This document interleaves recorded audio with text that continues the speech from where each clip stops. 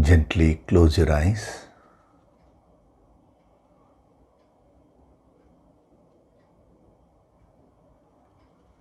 Do deep breathing.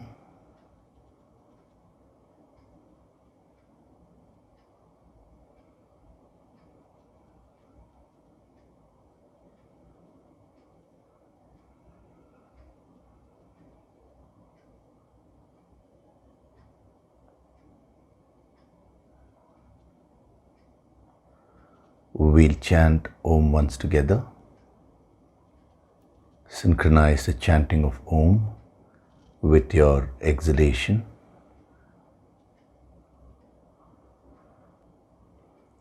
Breathe in.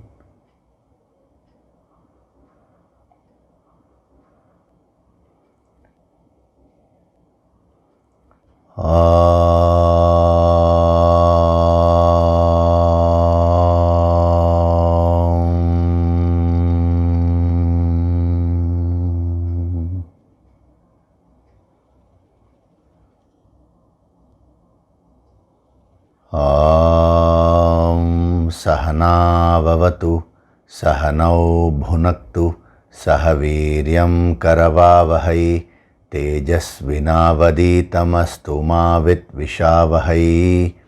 Om Shanti, Shanti, Shantihi.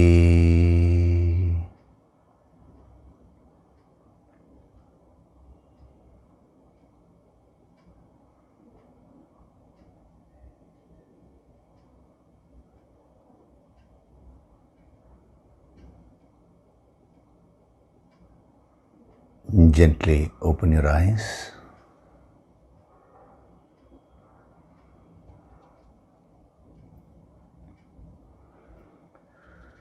We'll chant from verses 61 to 65 of chapter 2.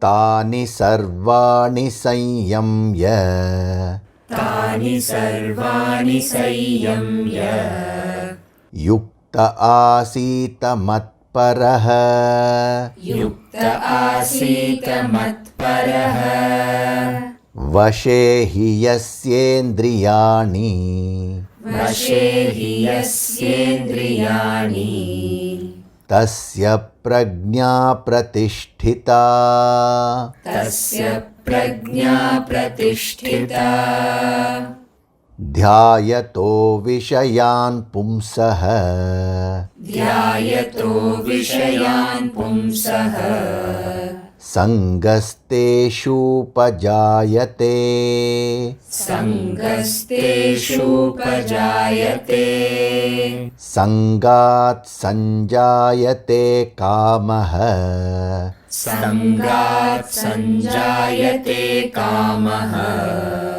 Kamat krodho bhijayate, Kamat krodho bhijayate, Krodhat bhavati sammohaha, Krodhat bhavati sammohaha, Sammohat smriti vibhramaha, Sammohat smriti vibhramaha, Smriti bhramshat buddhinashaha, Smriti bhramshat buddhinashaha, Buddhinashat pranashyati, Buddhinashat pranashyati, Ragadvesha vimuktaistu, Ragadvesha vimuktaistu, Vishayanindriyaischaran,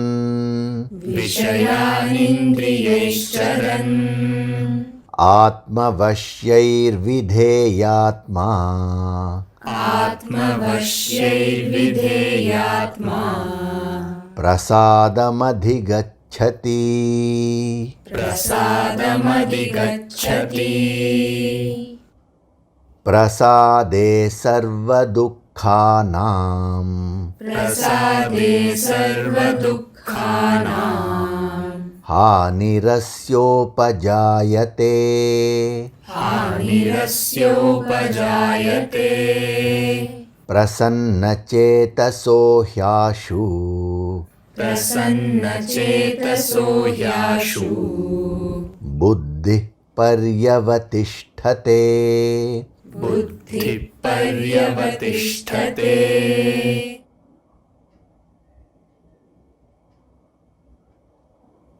Hari Om, and a very good day to all of you. So last week we were seeing verse number 64, where he says Raga Dvesha Vimuktaihi, means completely free from the influence of the likes and dislikes. Ragaha means like, Dveshaha means dislike. Now, there is a misconception regarding these concepts. People think that if you have to be spiritual, you should not have any likes and dislikes at all. That is a totally erroneous concept. Everyone who has taken this human birth will have ragaha and dveshaha. The moment the infinite takes the finite form, what is it that defines the finite? It is the individuality. It is the uniqueness. And the likes and dislikes play a part in defining the finite, in defining the individuality.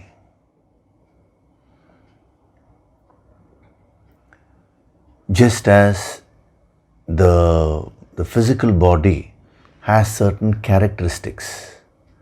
Now, if you take away the characteristics of the physical body, I mean certain limitations, like a particular height, a particular shape, a particular color, the shape of the features, like the nose, the eyes, all these only define your physical individuality.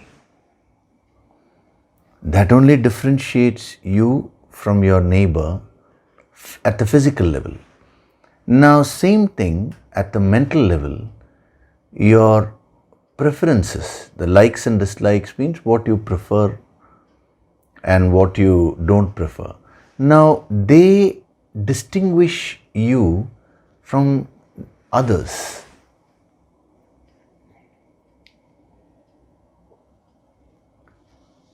So to say that don't have likes and dislikes actually has no meaning. Because of this misunderstanding of these principles, what has happened is today they think that spirituality means there should be no life. People feel a spiritual person is a dry person. If you don't have any likes and dislikes, if you don't have any emotions, you become a dry person. Our culture, the ancient culture, the Sanatana Dharma, is a vibrant culture. This philosophy is a vibrant philosophy. In the ancient wisdom, they never considered enjoyment as a sin. Rather, they said that enjoyment is one of your goals in life. You've been born in this world in order to enjoy. But then they classify enjoyments into two types, and they say external enjoyments and the higher enjoyment of the infinite.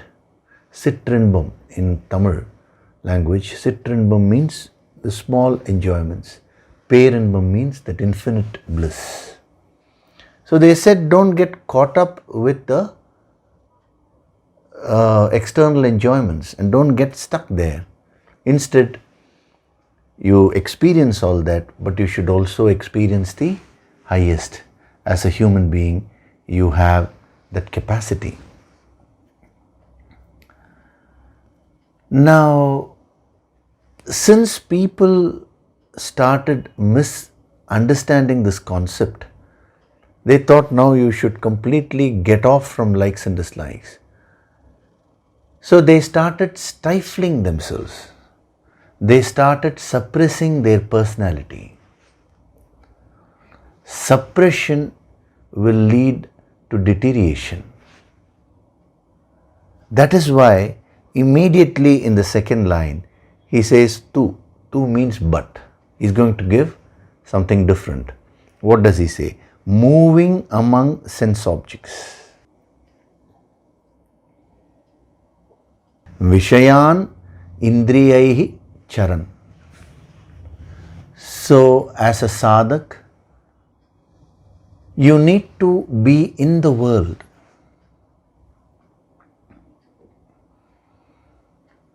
There is nothing like going away from the world. This concept of sannyas itself has been totally misunderstood. How can you give up everything physically?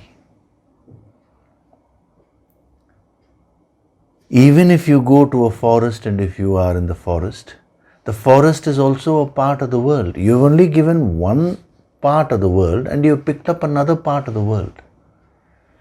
So sannyas or renunciation is not about physically giving away things. It is about dropping your ego. A person who is living in the forest, can get completely attached to something in the forest there. There is a beautiful story in the Srimad Bhagavatam where a rishi was performing a lot of austerities in the forest, and there one day he saw a small deer, little one, which had lost its mother. So he brought the deer home and he started looking after the deer. And the story is that he became so attached to the deer. Imagine, he had left everything and he had gone to the forest to do meditation. But then he got extremely attached to the deer. His mind got totally caught up with that experience, that slowly he stopped doing his meditation, sadhana, everything. All the time he was thinking about the deer. And the story is that when he was about to die, the last thought which came to him was of that deer only. So he didn't want to be separated from the deer. So he just kept looking at the deer, he kept thinking about the deer, and with tears in his eyes, he died. And in his next birth, he was born as a deer.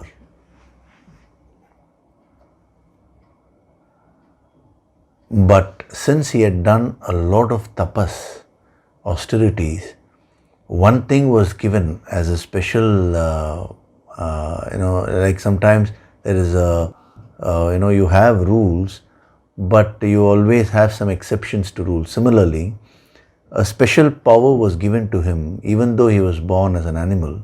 He was given a little bit of the awareness and the memory of the previous birth. So in that birth, as an animal, he couldn't do any sadhana, but he had that awareness. So what he did was, he used to go and stray around the great sages and siddhas who were all performing tapas. And then when he died in that birth, in the subsequent birth, he was born as a yogi. He was called Bharata. This episode is called Jada Bharata, because when he was born in his next birth, he decided, I am not going to speak to anyone, I am going to just focus on the higher. He had already evolved to such an extent where he had done all the preparation. So he just used to keep quiet, and always he was in meditation. So when people saw that he was very quiet, they mistook it for being tamasic, being lazy. So his name was Bharata, but they started calling him as Jada Bharata. Jada Bharata means, Jadam means who has no life, inanimate object. But he never bothered about anybody's opinion. A true yogi will never ever look for praise from others, and whether others insult him or whether others praise him, it's all one and the same, because his mind is always united with the infinite. And then, of course, many incidents are there in his life. But I wanted to point out this point, that is, here was a person who left everything and he went to the forest to meditate. But there he got attached to a deer, due to which he had to spend one more birth before enlightenment. It's a very, very powerful story to illustrate this point. The sannyas or giving up is not external. It is about giving up your negativities. It is about giving up your ego. So going to the forest, his ego developed this, due to his ego, he developed this feeling, this is my deer. So you can actually have any amount of possessions. There is no taboo anywhere in the scriptures. You can acquire any amount of wealth you want. Everything, enjoy. But drop that ego. This is mine, because ultimately you're only a user. Before you were born, you didn't have these possessions. And one day, all of us have to leave everything which is near and dear to us today. So be a user, not a possessor, internally. See, externally, supposing you buy a car that is in your name, all that is fine, but don't allow that to corrupt your inner nature. That is all just for functionality purpose. You may say, this is my car, this is my house, the house may be registered in your name. But anyway, whether you registered your house in your name or not, one day you will have to leave it. So the possessions, being a possessor, that is only an external thing, just for functionality purpose. But internally, you are not a possessor, you are a user. So the difference between a yogi and a non-yogi is that both will be in the world, both will be contacting the world, but with one big difference. A yogi functions in the world in a spirit of being a user. A non-yogi functions in the world as a possessor. Being a possessor comes from ego. Being a user comes from the higher spiritual energy, the spiritual principles. So when he says, be free from likes and dislikes, he is not talking about a dry life. When you lead a dry life, when you have no emotions, when you're unable to feel love, when you're unable to feel the ups and downs of life, you become like a stone. You become very hard-hearted. Actually, a spiritual person is full of love. He is full of energy. He is full of vigor. Just like a baby. You look at the face of a baby, a newborn baby. You look at the eyes. The eyes are so bright, full of tejas. Even when we, the invocation prayer which we do before every session, it's a strong, powerful prayer. Powerful self-suggestions are given to our minds. And there's one line, Tejas Vina Vaditamastu, means let this study make us spiritually brilliant. Let it give us a lot of tejas. So don't misunderstand this. I was reading some of the summaries. Many sadhaks had given their points, whatever they had absorbed. A few sadhaks had mentioned this point, that what you like to do in life will not be good for you. What you dislike to do in life will be good for you. I never said that. What I said was, whatever you like to do may not be good for you. There is a difference between saying may not be good for you and will not be good for you. Similarly, what you dislike may be good for you. So don't allow your likes and dislikes to, number one, influence your decisions. And number two, don't allow your likes and dislikes to initiate your actions. That is the meaning of vimuktaihi, being free from the clutches of the likes and dislikes. Which means, whenever you like something, immediately don't jump into it. Examine it. So what should be the criteria with which you will decide, based on which you will act? Is this activity or is this decision going to be beneficial to me? Will this action help me? Will this action be beneficial to all others concerned? If the answer is yes, whether you like it or not, you should do it.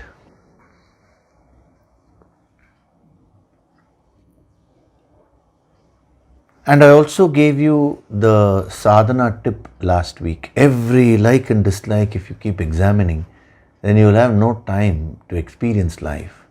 So that is why our rishis said, fix a goal in life. In Sanskrit, it is called lakshya. Lakshya means a goal. So you should not be directionless. If you see, when the river flows, it requires a direction. Any form of power, any form of energy actually requires a direction. When it is directed properly, it can be beneficial. The power generated from water, the hydropower. Now, when you harness the power of water and when you give it a proper direction, it is so beneficial. But when the same power has no direction, even when the river flows, when it has no direction, when the banks have to set a direction. But when the banks don't set a direction, when there are no banks, let us say, then the same river with its huge force can come and inundate the fields. They can come and destroy everything. So similarly, the mind has tremendous power. Your likes and dislikes, your emotions, all these facets of your mind, they have so much of power, but they require a direction. And what gives you a direction in life is the goal which you fix. So most people don't fix any goal.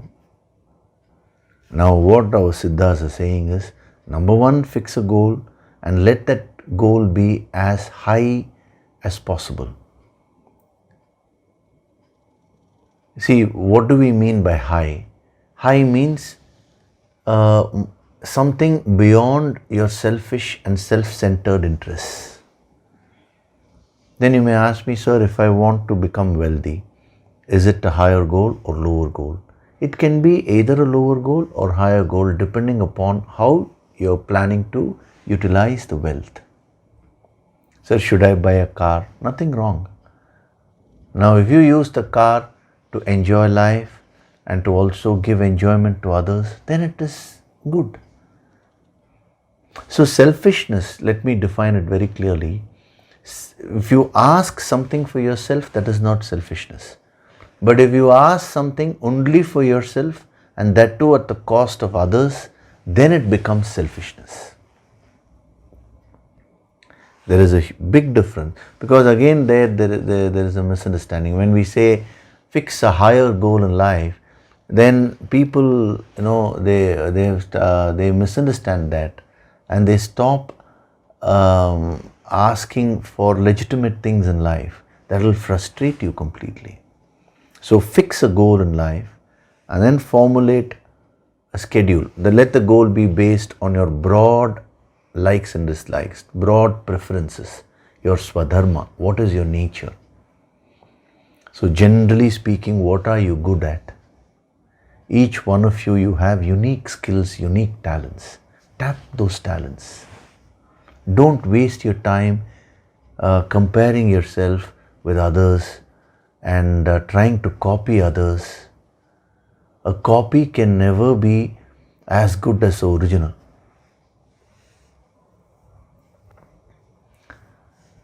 A rose, when it is original, there is a beauty. If you create a plastic rose, exactly the replica of the original rose, it may look similar, but there will be no fragrance. Similarly, if you try to copy somebody else, you may be a look-alike. I don't mean merely physically here, I mean personality-wise. But you can never be that person.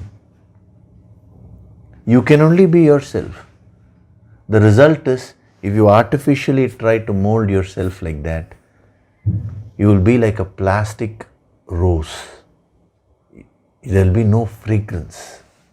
So, consider your swadharma, your nature, and then formulate a clear-cut schedule. From this time to this time, I'll do this. And in that schedule, have time for recreation, for sense enjoyments, and sometimes you should also be flexible. See, when you fix a schedule, it's not that you're all the time like a computer, like a machine, you're following it. It's not like that. 90% of the time you will follow the schedule. But that 10% of the time, sometimes a situation may demand you to go a little bit out of the schedule in order to fulfill certain duties, what our rishis called as naimittika karma. See, they said your duties are of two types. Nitya karma, which means regular duties. That is what the schedule which you fix and do. And then naimittika karma, occasional special duties. Sometimes it can happen. You have planned something, suddenly a guest comes, and now you just can't leave that person. Then you immediately change your plans, you fulfill whatever you have to fulfill, and you also take care of the guest. But supposing every day the guests are coming, then you may have to start informing them that no, I'll be available during this time. So you need to be alert and use your sense of proportion. See, you should follow a schedule, a discipline, because without discipline, your life will go waste. But at the same time, you should also be flexible in certain special cases. How will you determine that? Using your own intellect.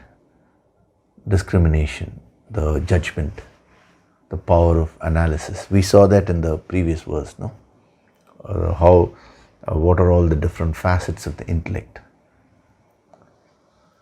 So whenever there is a clash between your likes and dislikes and whatever you have set for yourself, the schedule, then take up that like or dislike and then analyze. Will this like, is it beneficial for me? If yes, I will do it. If not, I will discard it, whether it's a like or dislike. So if you follow this simple principle in life, slowly, you will get out of the delusion, the moha. Your own mind will come under your control. That is what he means by using the word vidheyatma. Vidheyatma means one who has achieved self-mastery. When we come there, I'll explain more.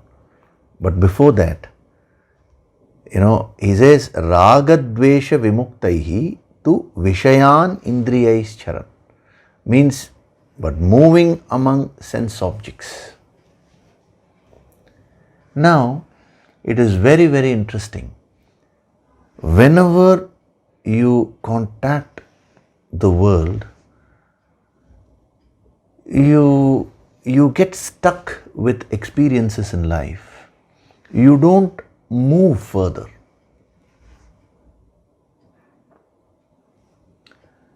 He is using a beautiful word here, charan.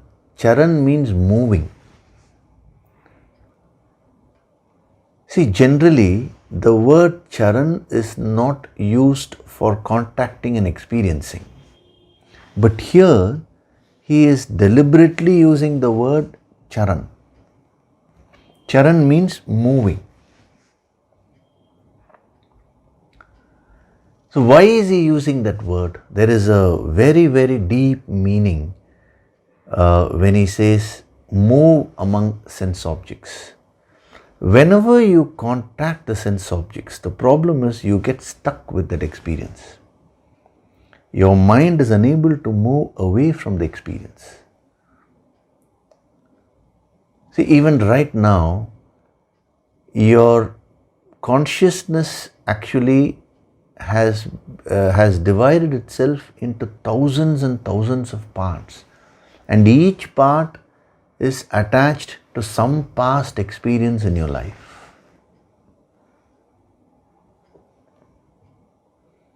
What happened yesterday? What happened day before yesterday? What happened 1 year back? What happened 5 years back? What happened when you were a child? And then not to talk about the previous births and all that. You may not have the memory of those experiences, but the attachment is there. And especially when certain experiences are very strong, either positive or negative, then you're unable to move away from it mentally.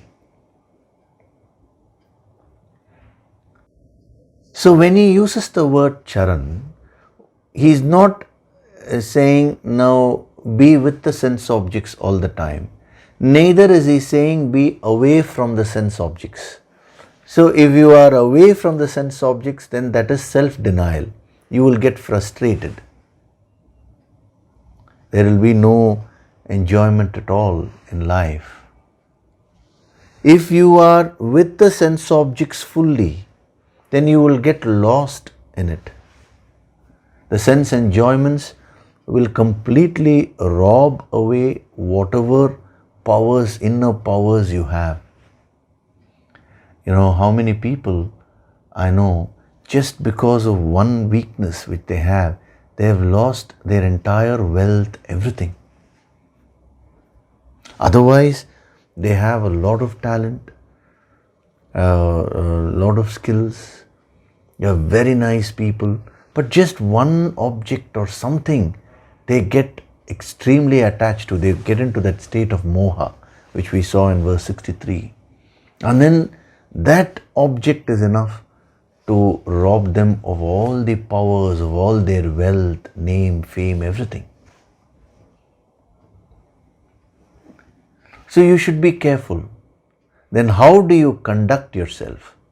He says, neither should you withdraw completely, nor should you get stuck with those experiences. Instead, he uses the word charan, means keep moving. Experience everything, but move from one experience to another experience fully.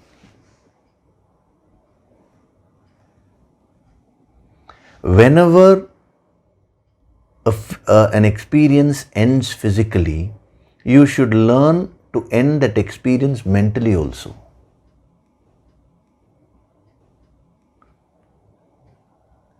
Now, supposing there is some experience which you have. You're watching a movie, let us say.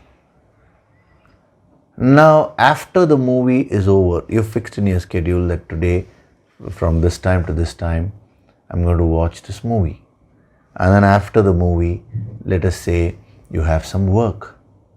Now, once the movie is over, let's say it was your favorite actor and you just loved the movie. It was such a wonderful movie. Great experience. Now, once that experience is over, now you're moving to the next experience. You have to submit some project.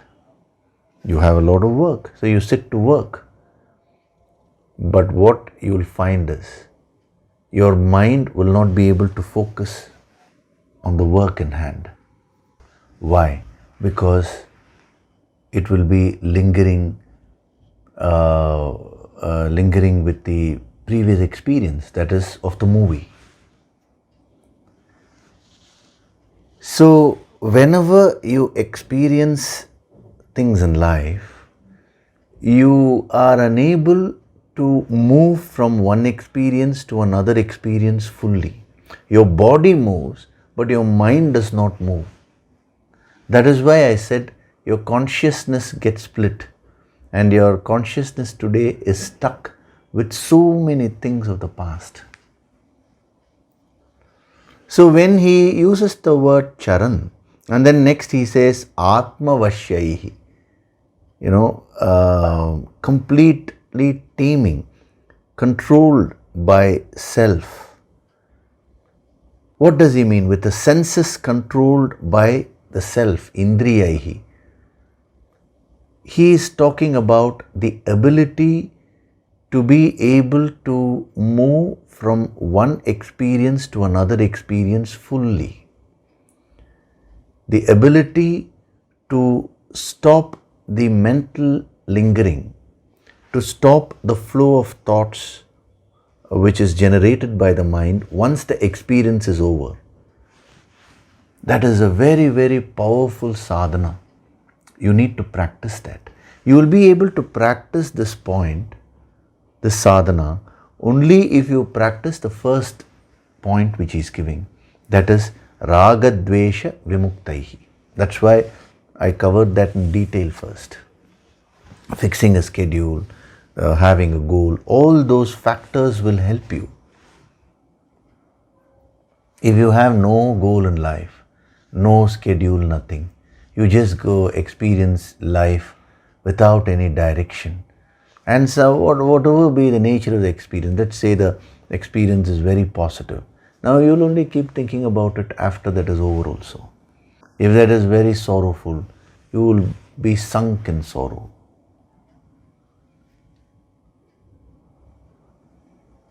A yogi is one who experiences everything in life fully. Once the experience is over, he has the capacity to drop the mental lingering and to move on to the next experience. This is the tapas which you need to do.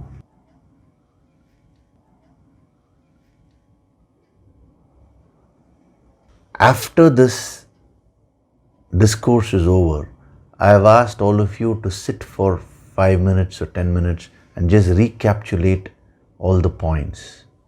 You may ask me, sir, isn't that mental lingering? No. You're doing it in a disciplined way. fix a separate time for that and then sit and think about it. You know, when it is said, don't think of the past, don't think of the future, actually it is never said don't think about the past. It is only said don't linger in the past. Don't allow the mind to go on its own to the past. Actually, it is not so much so applicable with respect to these discourses, because these discourses actually inspire you, they pull you to the higher direction. So if at all your mind lingers with respect to these discourses, actually it will help you only. But that is incidental. With other experiences in life, you should not allow the mind to linger. There is no pleasure in lingering. The mind creates an illusion. The experience is over, but you go on replaying it in your mind. If only you can learn to end experiences with experiences. That is, when the experiences get over, if you learn to end it in your mind also, you will not acquire any kind of stress or dirt. You will be a very, very pure person. You see, a child has that capacity. When I say a child, again you're looking at somebody outside. You had that capacity as a child. As you grew up, you lost that capacity. So the word charan, moving, is such a beautiful word. Moving means you're not stuck anywhere. You don't stay put anywhere. You just go with the flow of the experiences. As the experience begins, you also, your mind starts participating. As the experience is running, your mind fully participates there. And when the experience ends, the mind also stops participating. Then the next experience starts. Again, the mind now fully focuses there. When that experience ends, it again stops. This is the life of a yogi. Today, experience by experience, you are moving. But in every experience, one part of your consciousness gets stuck. And then you go to the next experience. So as you keep moving, since your previous experiences have pulled your energy there, you are not a whole person anymore. That causes a lot of burden and strain. Why is it that you're so stressed? Because you're carrying a big luggage of your past. Just as physically, if a heavy suitcase is kept on your head, that's going to cause strain. Similarly, mentally, when you carry the entire luggage of your past, right from this moment onwards, you go back. When you were a child, when you were born, everything and all your past births, the whole luggage you're carrying within you. So when you go to the next experience, you're unable to enjoy it with a free mind. It is only a spiritual person who enjoys life to its fullest. That is why I said spirituality is not against enjoyment. Actually, it gives you the capacity to enjoy. Just imagine, for a moment, if you can conceive this state, where you're completely free of all stress. No stress, no strain, no worries of the past, no anxieties for the future, nothing. And you're totally in the present. How much you will enjoy that experience. This was the life of Lord Krishna. You see, Lord Krishna was a personification of cheer. The moment you think of Lord Krishna, what comes to your mind is a smile only. I have seen people who claim that I am devotees of Lord Krishna. all the time they are crying and they are morose in life, I tell them, then you are not a devotee of Krishna. Krishna means laughter. Krishna means mirth. Krishna means fun. That was his life. What was the secret of his cheer? He ended experiences when the he ended experiences in his mind when the experiences ended externally. So that's been so beautifully portrayed, They kept, Krishna kept shifting his place of residence right from early childhood. First they were in Gokula, then they shifted to Vrindavan, then from Vrindavan to Mathura to Dwaraka. And what is said about Krishna is, once he shifted from Gokul to Vrindavan, he never went back to Gokula. When he moved from Vrindavan to Mathura, he never went back to Vrindavan. When he went from Mathura to Dwaraka, he never went back to Mathura. It's a very, very interesting message which they are giving. Now don't take it literally. I'm not saying if you go from one place to another, you should not come back. That is not the message. See, all these incidents, they carry a deeper message. You should absorb the principle. What they are trying to explain here is, he was completely free of any kind of mental lingering. When he was in Vrindavan, he enjoyed so much. All his friends and every experience in Vrindavan he enjoyed to the fullest. But the day came he had to leave and go to Mathura. He left Vrindavan back. He left all the experiences back, and as a fresh person he went to the next phase of life. Since he followed this, moving from one experience to another experience fully, you see that when he took up the role of being the charioteer of Arjuna in a world war, the world war was happening. There was only one person who was calm and composed, who was cheerful in the war, and that was Lord Krishna.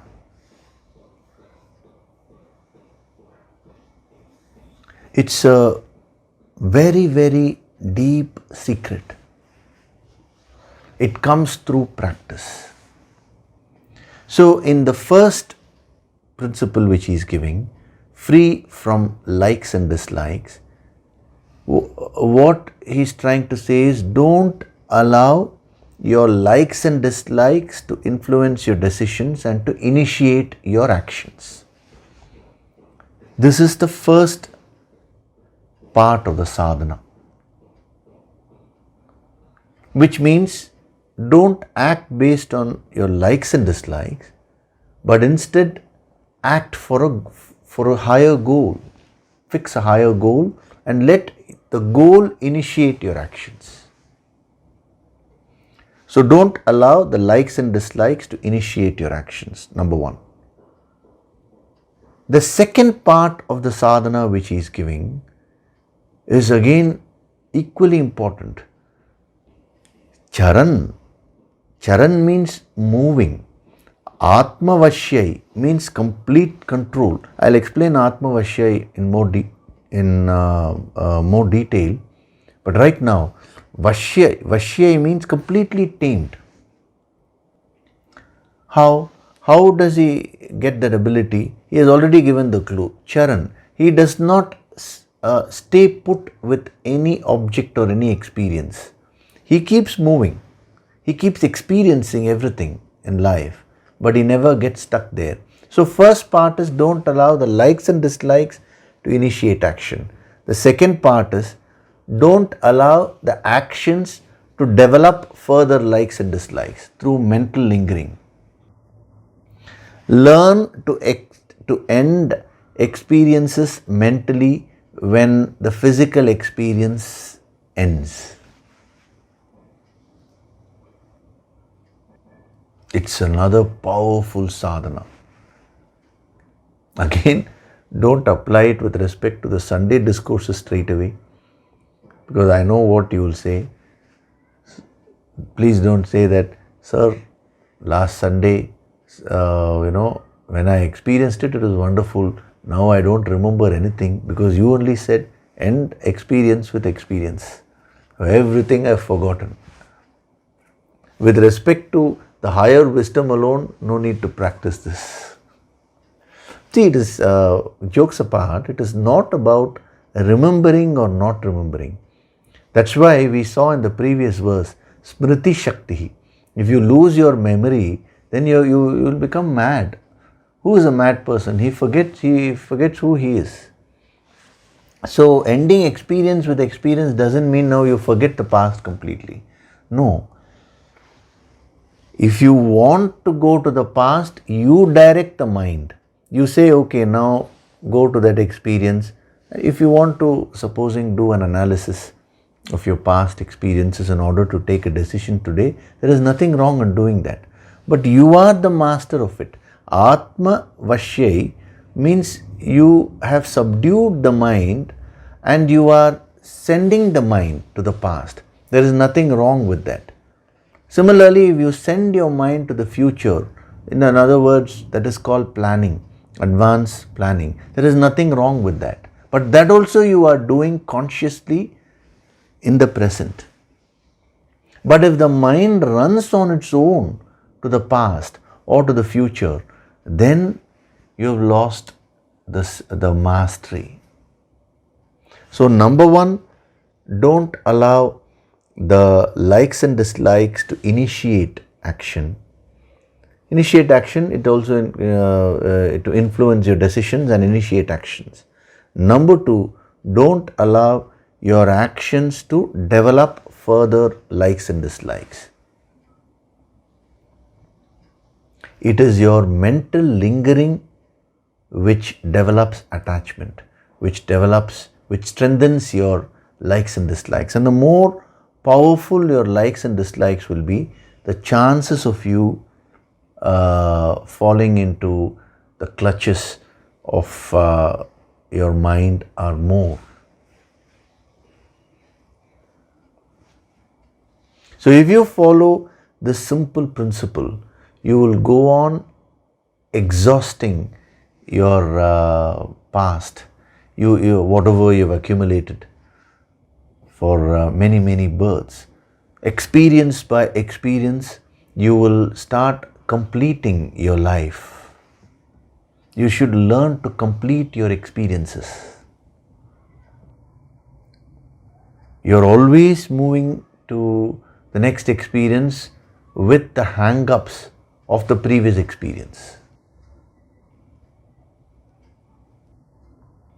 That is why, many people, if you ask them their age, they would have become 21, 22, but they will still say 19. They'll never want to come to the 20s, or they never want to come to the 30s or 40s.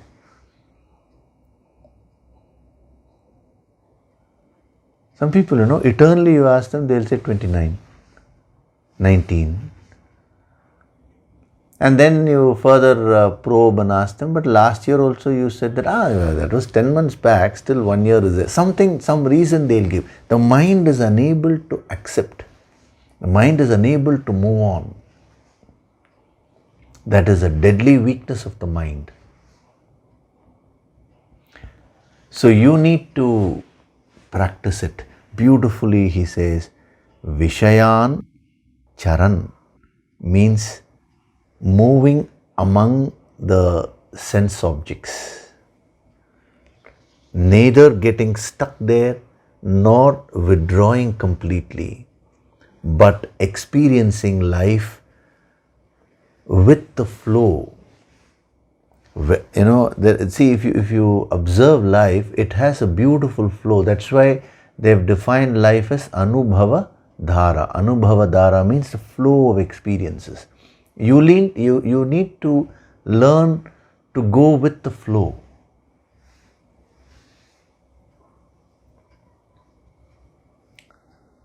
I always say, during the discourses time, Now just go with the flow, whatever is being given to you. When the meditation time comes, just sit and meditate. When we are having Sankirtan, of course, in the online format, we have not been able to have the Sankirtan, which was also a powerful way of purifying oneself, but no issues. In some other way, we'll see how that can be done.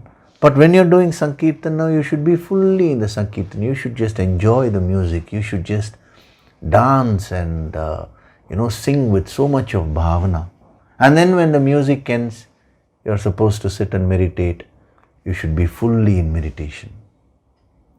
When you are doing the Sankirtan, you should not be in meditation. When you're doing meditation, you should not be thinking about the Sankirtan. It shouldn't be that way. Just learn to go with the flow of the experiences. Actually, you don't need to do much. If you're just natural, you will observe that there is a beautiful flow in your life. Nature provides that flow. All of us were born as babies, then we become children, we become youths, then comes middle age, then comes old age. There's a natural flow. So you just need to learn to slide and move with that flow. Every phase of life, learn to experience it gracefully.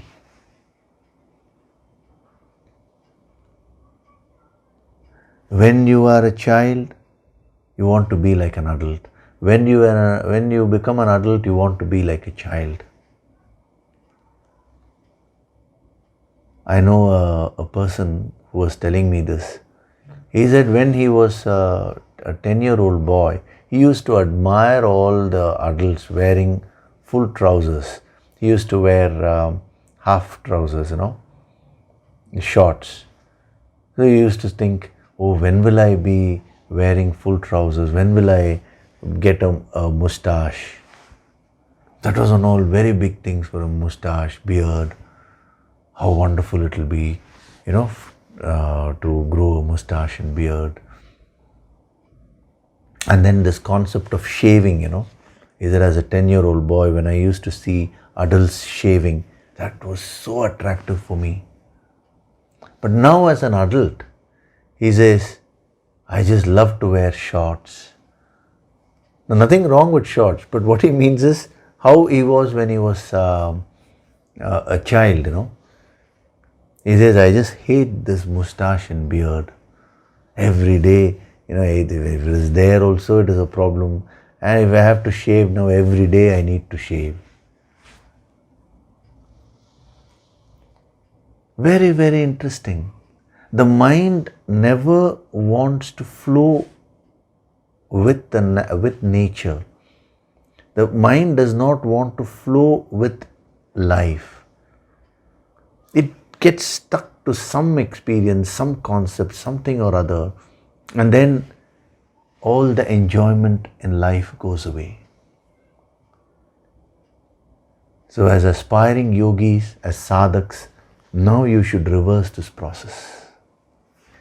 So free from likes and dislikes, raga dvesha vimuktaihi, tu means but, moving among sense objects, vishayan indriyais charan. The middle path is what he takes. He contacts the sense objects, but never ever does he get stuck with any experience. He has learned to end the experience mentally when the experience ends physically. That is the trick there. See, within a single day, you cannot practice these things. It's a start you need to make. And then over a period of time, as you go on practicing, you will find that you will be able to fully implement these principles which he is giving. So, moving among sense objects. And then he says, with senses controlled by the self. Atma vashyaihi.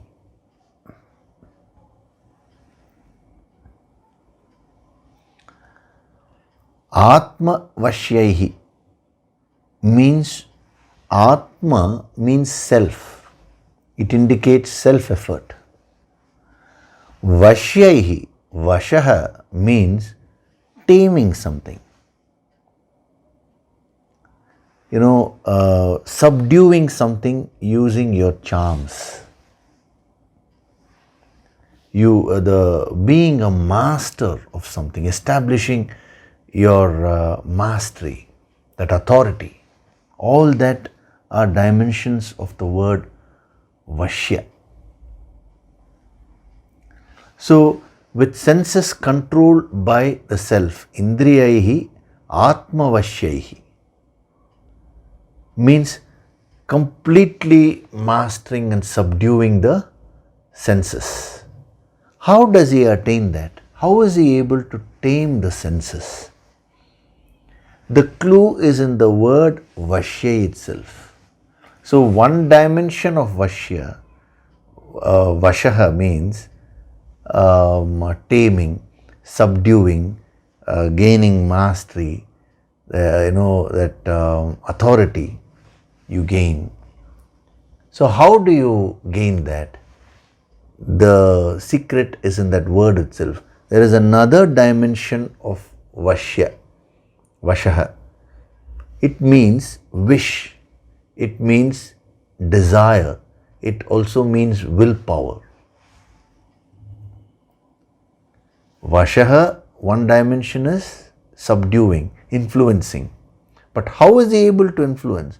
You go to the other dimension. In the other dimension lies a sadhana. See, the word Vashaha, it's such a beautiful word. It has the path on one hand, it also has the goal. That's why I keep telling you all the time, Sanskrit is a multi-dimensional language.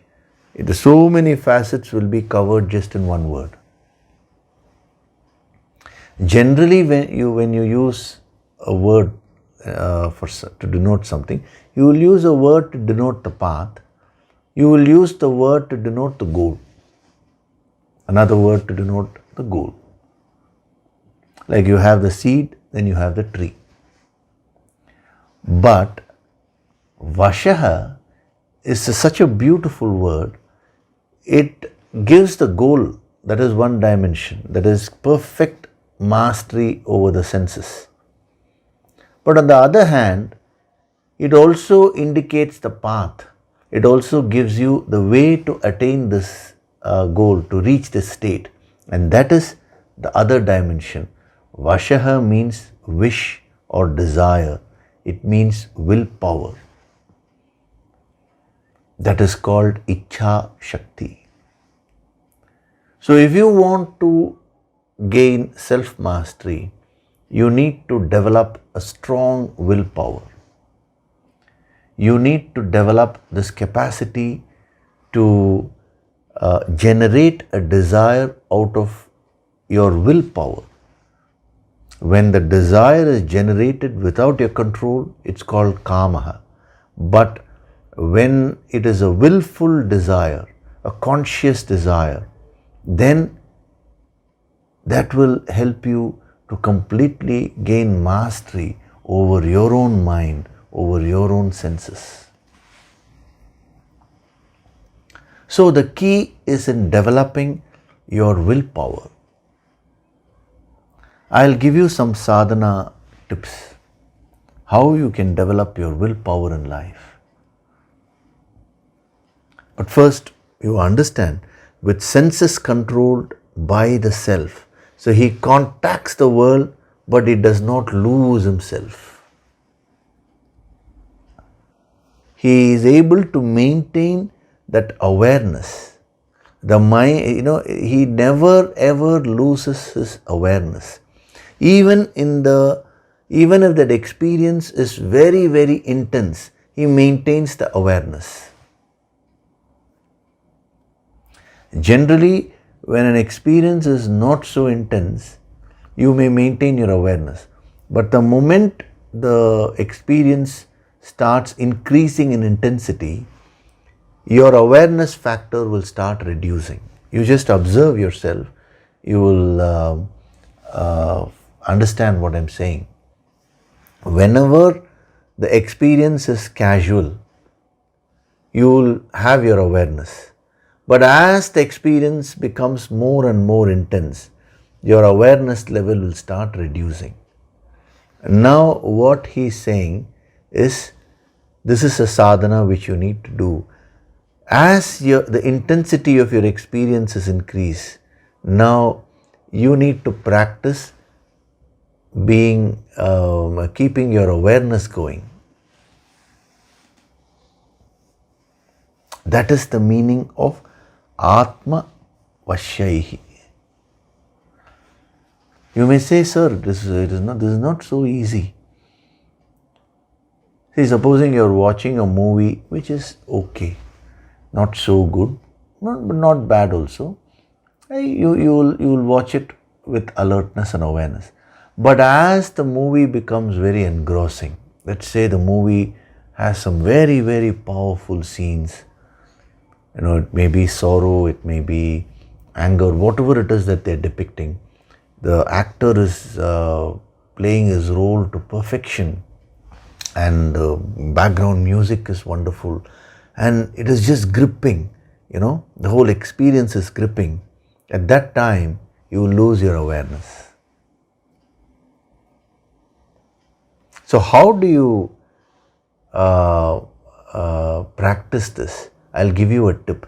I'll also give you tips for willpower, to build willpower. But before that, when an experience is very, very intense, if you can just take a few seconds break and watch yourself, that is a terrific sadhana. Because when the experience is intense, it will just suck your energy. It will pull you fully into it. But when you're being fully into it, when you're sucked into that experience, if you can just practice shifting your focus from the experience to yourself just for a split second, instantly that awareness will get awakened.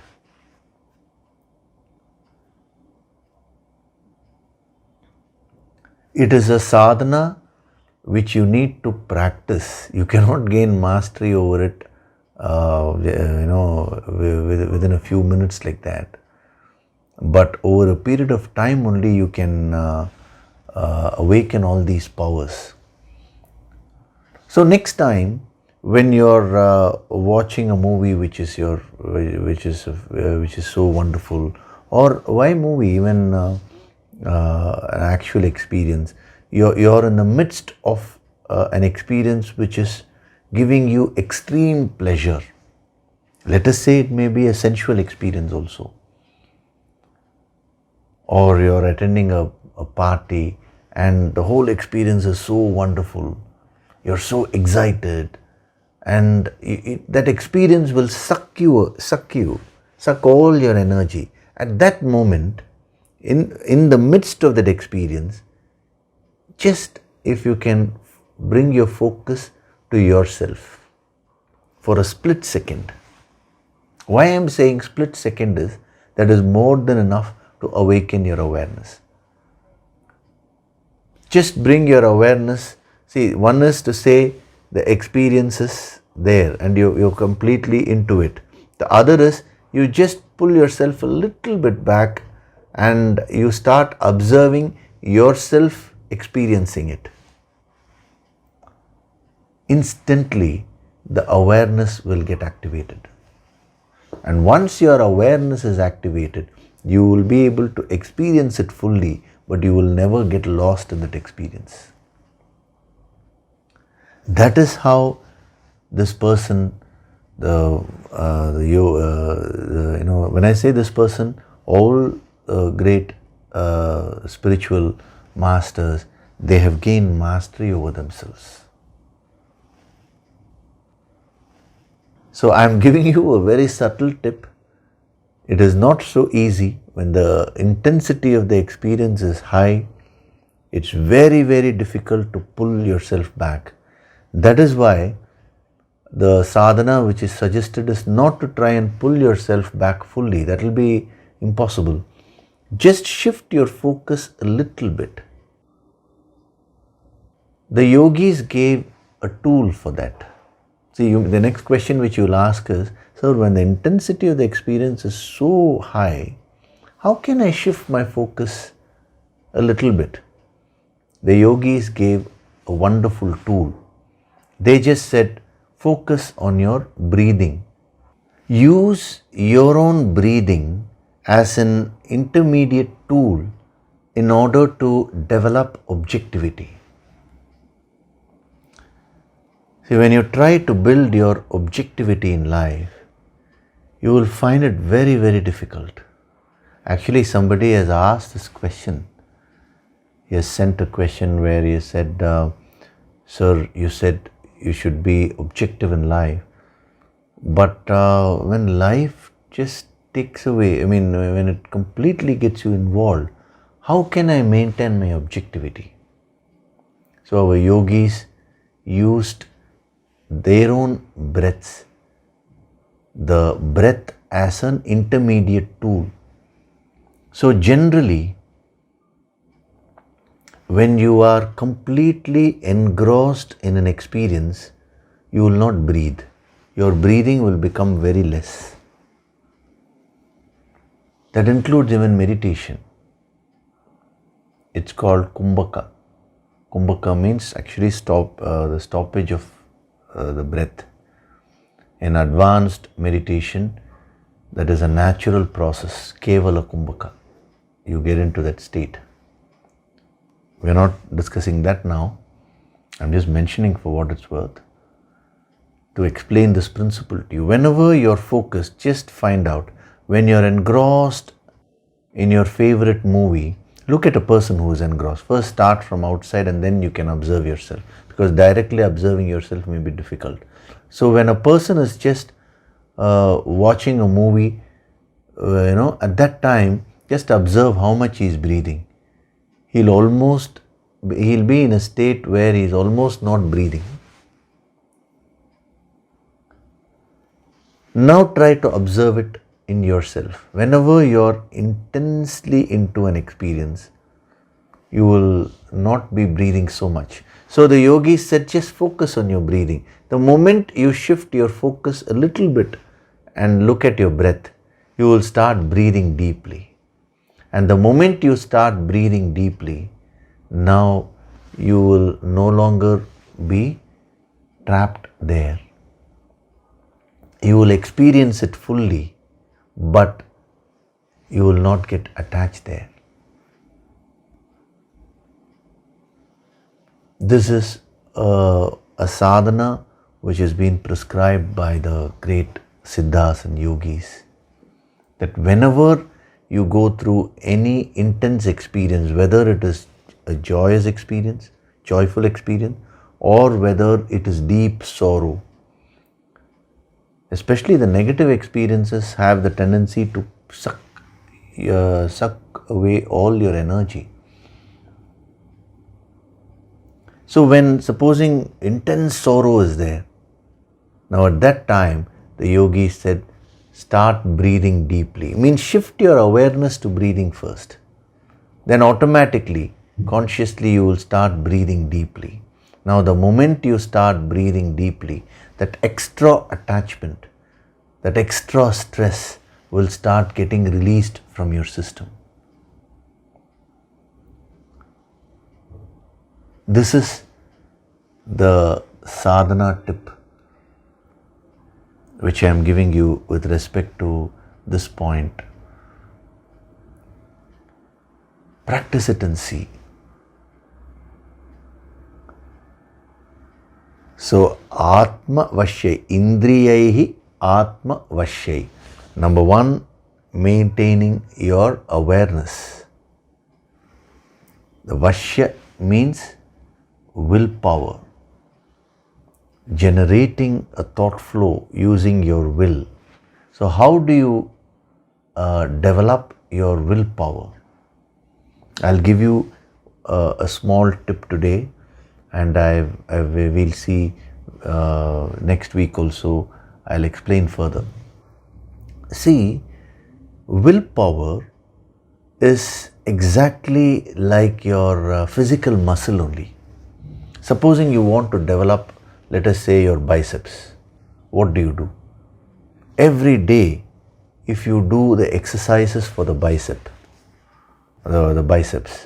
then over a period of time, the muscle will grow.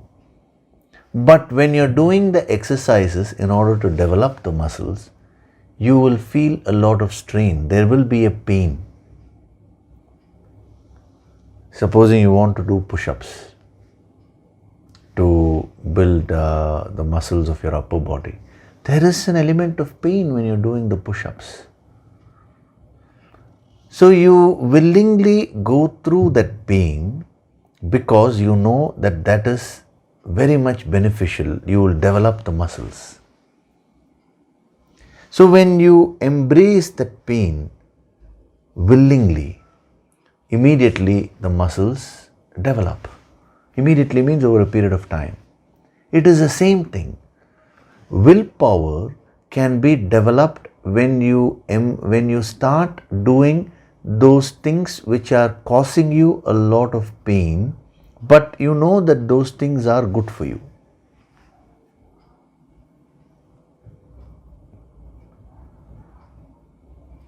For example, you want to laze around in the morning, you want to wake up late and just keep lazing around.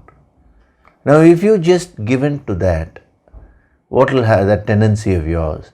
Over a period of time, your willpower will never develop.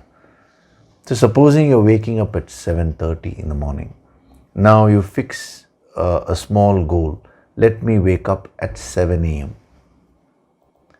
Now, in the morning, when you try to wake up at 7, the alarm is ringing, you will not feel like getting up. Exactly how a person who wants to develop his muscles, now when he tries to do the push-ups or whatever the weights which he is doing, the exercises, now he will find it very difficult. That's going to cause him pain. The same thing at the mental level. Actually, the physically to conquer is easier, but to conquer at the mental level is what is more difficult. But if you learn this small principle, if you learn to embrace the pain, this is what Lord Buddha said as a sadhana to his disciples when they asked him how to become a Buddha. He said, learn to embrace the pain. Very few people understood what he was saying. Whenever you learn to embrace the pain, and when you do those activities which are good for you, what will happen is your willpower will grow. Just like the physical muscles will grow. Every day you've decided, I'll get up at 7, from 7:30 to 7. You do it for a week. Next week you see your willpower would have developed. The muscles of the willpower, the mental muscles would have developed more. Then from 7 you can even move to 6 straight away because you become a more strong person. So whenever you fix these goals, these small goals, see, when I was talking about the raga dvesha vimuktahi, I said fix a goal in life. That is a broad goal. But then when you fix these small goals in life, you need to split the goals into practical goals. So when you fix those small goals and you make a commitment, you have to fulfill that commitment to yourself. And whenever you fulfill your commitment, your willpower will grow. Whenever you don't fulfill your commitment, your willpower will reduce. That is why in the good old days, they laid a lot of importance on what in Tamil they call as vaka. Vaka means the promise which you make verbally. There were no big written agreements and all that. If they just make a promise verbally, they will stick to it. So much of importance was given to that. So whenever you make a promise to yourself or to anybody, fulfill it at any cost. This discourse starts at 7 a.m. every Sunday. We're talking of in India. For abroad people, you fix a time. So a convenient time according to your time zone. But the point is, I have fixed it as 7 a.m. 7 to 8:30. Just because the videos are available later, now your mind will start playing tricks with you. No, maintain that discipline. You've committed there. The moment you do that, that will increase your willpower. So in small things in life, last week I was saying, you take care of the small things of life. This will help you so much. In small things in life, be very committed and fulfill your commitments. If you say you will be at a place at 9 o'clock, be at that place at 9 o'clock. Don't go late there. If you're in a habit of constantly being impunctual, going late everywhere, then what this universe will give you will also be delayed. If you are hesitating everywhere, then universe will also hesitate in giving you good things in life. Whatever you give, that will come back to you.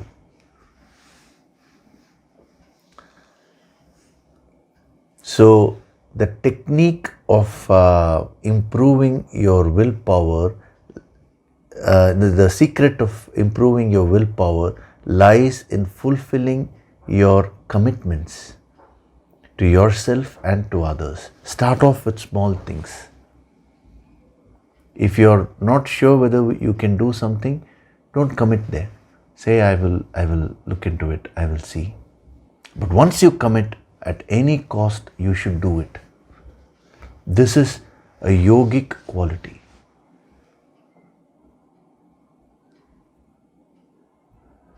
So as your willpower grows, the vashyai, the vashaha, what will happen is your capacity to generate the desires, in a conscious way will increase. And whenever you want to pull your mind back, you will be able to pull it back. When you don't have any willpower, whenever you want your mind to come back, it will keep running. When you want your mind to think about something, it will get distracted and it will go somewhere else. So Atma Vashyai. Vashaha has both these aspects. The goal is also indicated, the path is also given. The word Atma means self, indicates personal effort. It is in your hands only. Generally, people have the tendency to shirk their duties, shirk their efforts, and then they say, why is God not giving me good things in life? It is your karmas which will attract good things in life. And when I say your karmas, who is doing those karmas? You only. Atma Vashyaihi. So powerful, these principles which he is giving.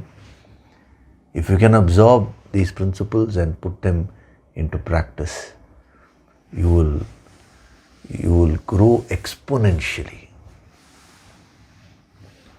So we'll stop with this today. I've given you a lot of points. So now we'll do the meditation. We will install these principles in the deeper layers of your mind. And then after that, when you go back, when you sit and reflect, and then when you get into your experiences, you'll be able to practice them more easily. Okay? So sit straight.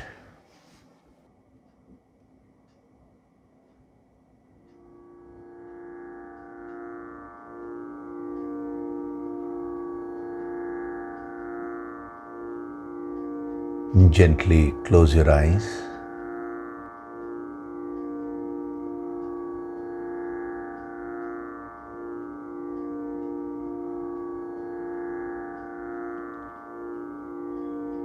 Do deep breathing.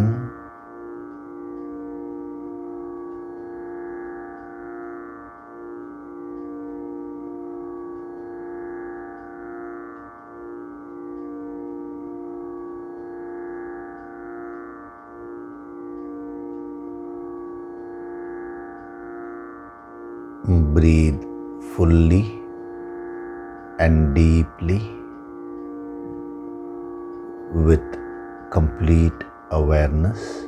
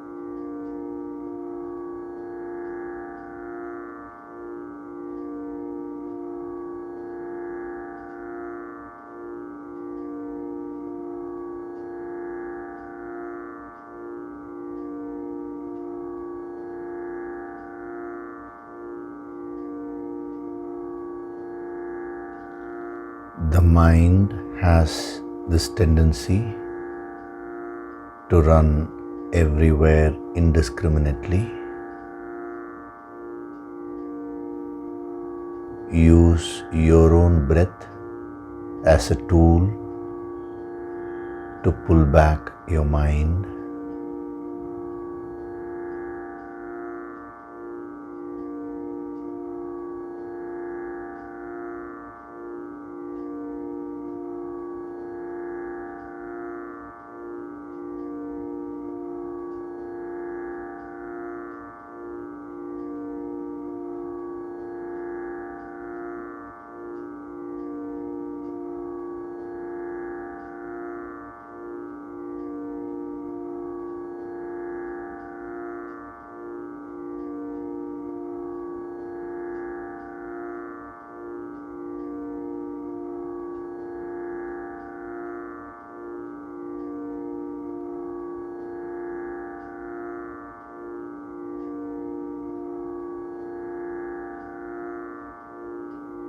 Breathe in a relaxed way, but with full awareness.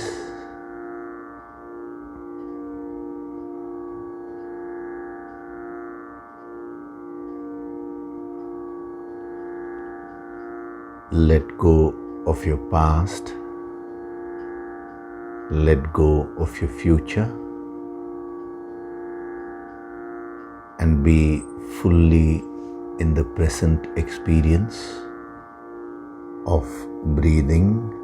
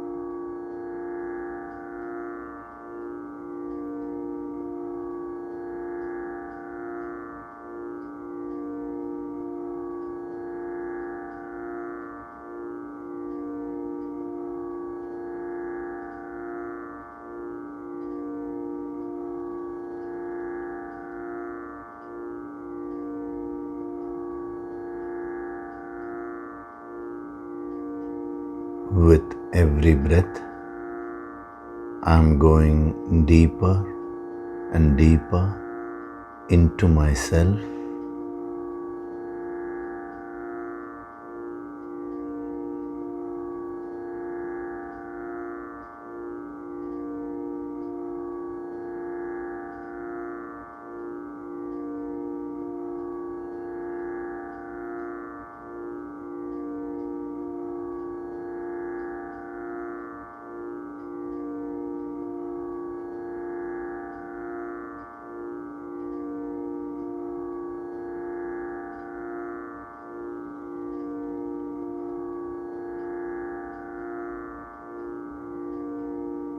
I have infinite powers within me.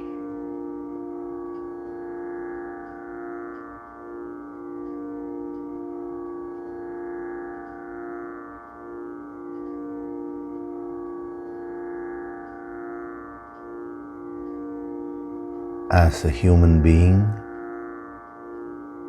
I have the power to completely subdue and tame my own mind and my senses.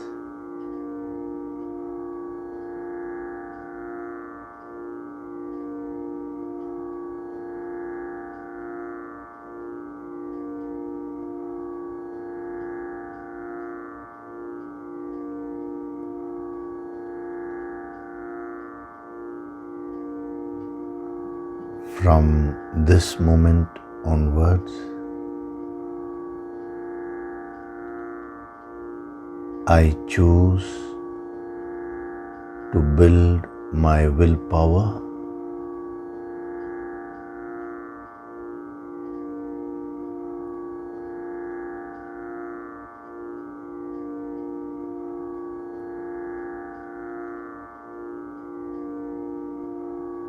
I choose to honor all my commitments to myself and to others.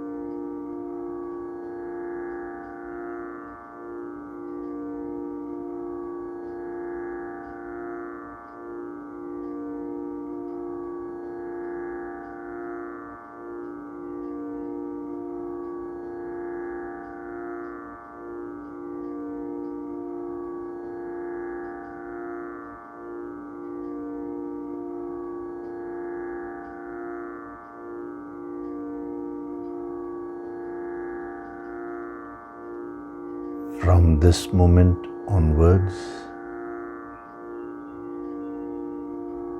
I choose to experience life in a natural way. I choose to go with the flow with full awareness.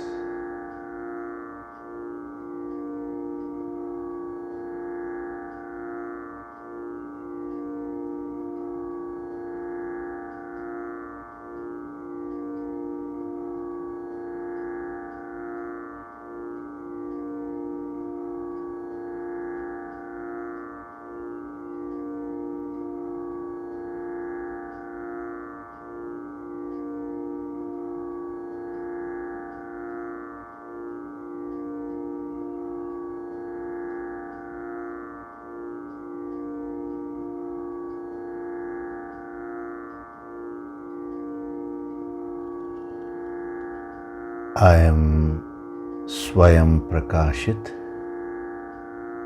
self-illuminating.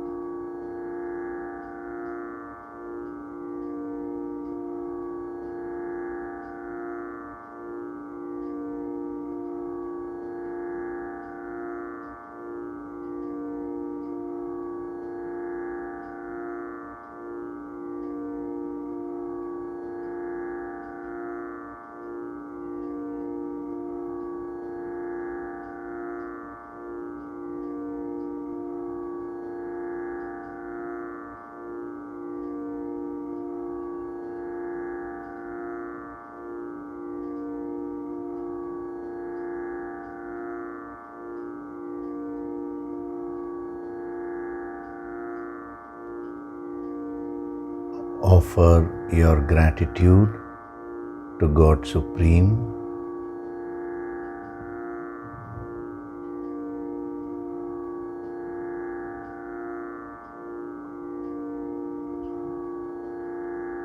Offer your gratitude to your Guru and all the holy masters.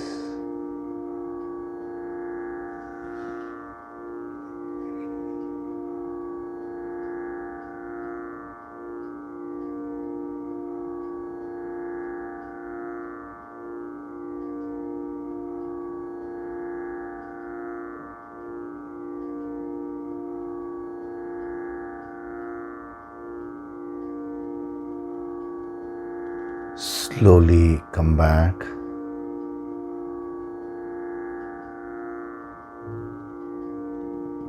Wriggle your fingers and your toes. Rub your palms to create a warmth.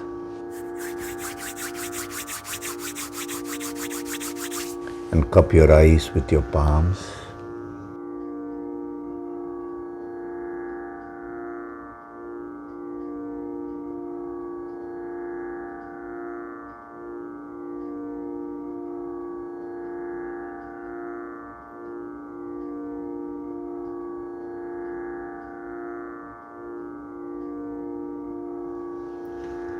Gently rub your eyes, your cheeks, forehead, top of the head, the back of the head and neck. And very, very slowly open your eyes.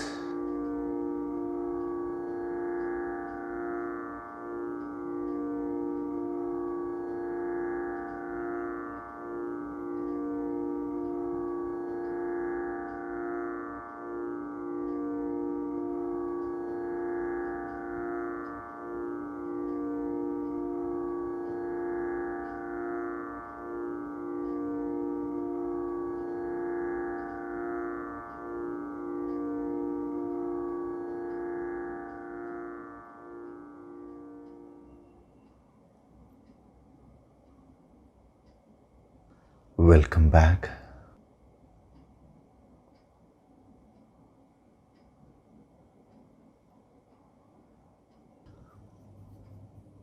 So today I have given you many sadhana tips,